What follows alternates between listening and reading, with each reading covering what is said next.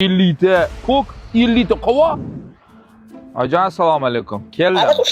Shunda Askoni yonida Bahor kafesida so'qoq, mador, ko'k somsa. Yeb ko'rgan. Xo'p, hozir yeb ko'raman, aytaman mazasini. Nechta olali o'zi? Yo'qsa 50 ta qovoq. 50 ta ko'k, 50 ta qovoq. Nima qiladi shunchani? Qizlar keladi, gapimiz.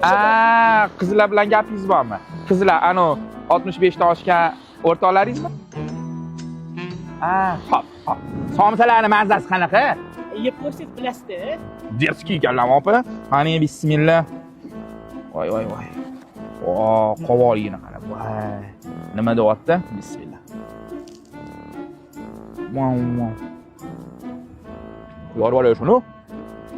Ko'kini yeb ko'ramiz. Hamma gap ko'kida.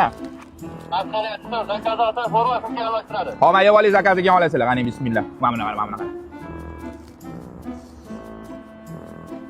Olaman. Bularlarda urib qo'yganlarini qarab. Xullas menga 50 ta solib berasiz, xo'p? Hozir qizlar 50 ta yeb qo'yadi, men nima och qolaman. 60 ta solingchi. Originali shundoq Bahor kafesining hovlisida ekan, Askani yonida. Boshqa joylarga borib adashib o'tirmaylar. Adashgandan keyincha sizlarni ishlasanglar ham befoyda bo'ladi. Kelyapmiz, yeyapmiz. Men bugun maza qilib somsa yeyman. Onalar yomon joyini topib qo'yishadi deb boru. Menga yoqimli ishtaha.